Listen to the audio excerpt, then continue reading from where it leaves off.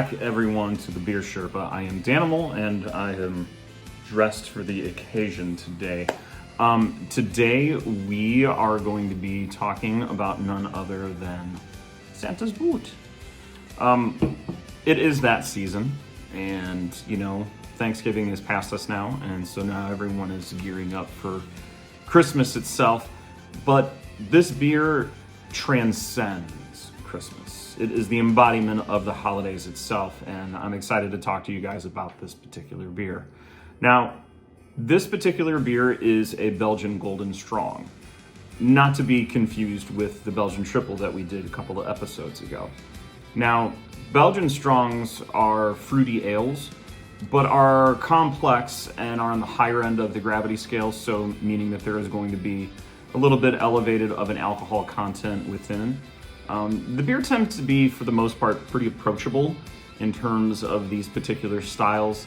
So even if you are new to the craft beer world, this is the kind of beer that would probably be recommended if you want to branch out from, you know, your Pilsners and your lagers and maybe even your Kolsches.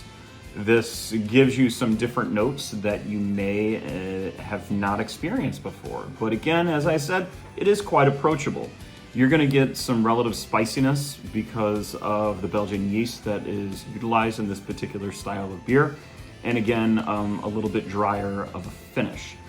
Now, those of you guys that don't know the differences between Belgian Triples and Belgian Golden Strongs, let's take a moment to kind of talk about that. Belgian Triples and Golden Strongs tend to be, of course, a little bit lighter in color and drier. But the biggest difference is the amount of spiciness and fruitiness. When it comes to triples tend to be a little bit heavier on the spice side, a little bit lighter on the fruity side. Well, Golden Strongs are basically the exact opposite of that. So they're going to be a little bit more fruit forward and a little bit less spicy, but the spicy notes are still kind of there. So let's take a dive into Santa's Boot, and let's see what this holiday beer at Square Brewing has to offer us.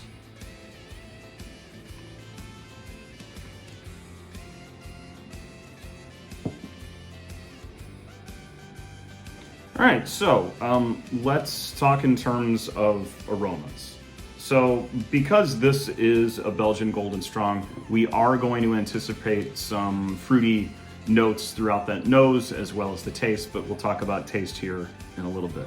So first and foremost, lovely golden color. You're gonna see maybe some hues of red in there. We did utilize cranberry as well as some orange zest this time through. And from what I have been told by Matt and Dylan, this beer tends to be a little bit heavy on the cranberry side, which I honestly don't mind. It is the season, it matches well with turkey. This would have been a great beer to pair with Thanksgiving.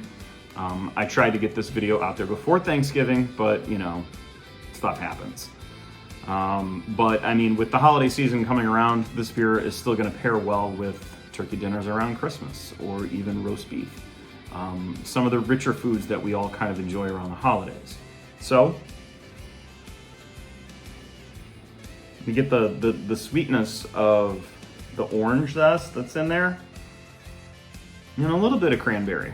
A little bit of cranberry on the nose, but not an overwhelming amount. Ooh, okay. I know why I'm getting that. One thing that the brewers also utilized was Belgian candy syrup. And so that's kind of what I'm picking up now, is the sweetness of the Belgian candy. That's interesting. Yeah.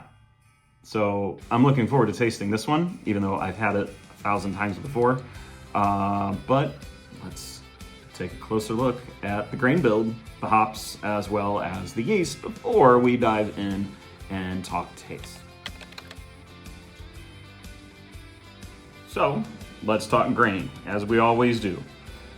You're gonna feel like I'm pretty much on repeat. You're going to hear a lot of the similar grains that we've used in the last couple of beers, but the combinations, of course, vary, like with how much we actually add in. So first, the Carafoam malt. This particular malt we utilized in Schnitz und Giggles, and this is a 2-row German malt that is roasted, so you are going to get some caramel aspects to it, as well as some fuller body within the beer and some head retention. Second, Pilsner malt. And the reason we utilize the Pilsner malt in this particular beer is to kind of enhance that golden color that we want in a Belgian Golden Strong. Third, Munich malt. Munich malt's there to give more of a malty sweetness to kind of join with the Carafoam malt. You know, it's not going to be terribly malty, but you are going to get those malty notes within. And then finally, the Carapils malt, which is going to, of course, help with the head retention of this particular beer.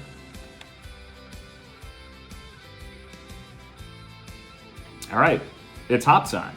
So we're utilizing the Saaz hop, which we really haven't talked too much about yet. Now the Saaz hop is one that the brewery has utilized a lot in, our 6 years of existence. But with this particular hop, it really matches well with the malt build as well as the Belgian yeast. And a reason for that is because of the earthy and herbally notes that you're going to get from this particular hop. On top of that, you're also going to end up getting some of the spicy notes, which is going to pair really well with the Belgian yeast that we're going to be utilizing, and I'm going to be talking about it here in just a second. Now, Saaz hop we utilized in several beers over the last 6 years, but if I'm thinking about it, I don't think we have any other beers on tap right now that utilize that particular hop. So hopefully we begin branching out and utilizing the Saaz hop a little bit more like we were a few years ago, but we'll see. All right, last but not least, we have Belgian ale yeast, and we've kind of talked about this one before too, so we should kind of already know what to expect here. Now, with the Belgian ale yeast, we're going to get spice. We're going to get notes of clove, allspice, maybe even a little bit of peppercorn, which are going to have some fruity esters kind of thrown in there too. One of the big reasons we utilize this particular yeast is not only because it is a Belgian beer, but because of the higher alcohol tolerance of this yeast. So it tends to, survive a little bit better while the beer is actually fermenting. All right, so to kind of recap just a little bit, when I was smelling this beer earlier, I noticed that there was some Belgian candy syrup notes that I was getting off of the aromas itself. And that is literally the first thing that kind of calls out to me. Followed very quickly by the citrus of the orange zest as well as the cranberry. Now, as I said before, this should be pretty cranberry forward this year. And you should get a little bit of that bitterness of the cranberry, but it matches very well with the citrus that's also there. So let's take a sip.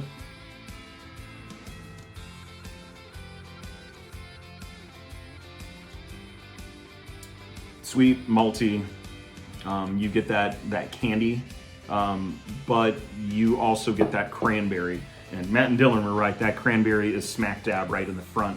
It's not like it's gonna punch you or anything, but it's still pretty powerful right there in the front.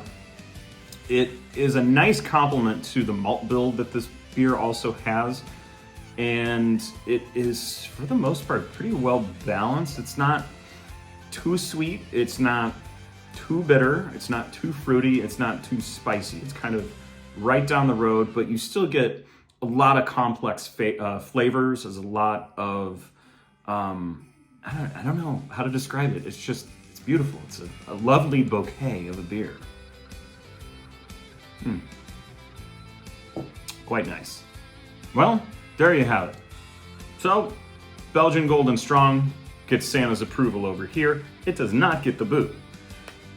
A Belgian Golden Strong with nice notes, really complement the holiday season and makes it enjoyable throughout the winter months. Traditional yeast as well as the fruit plays really, really well with this style. And it makes it extremely approachable for those that are not really into a lot of craft beer.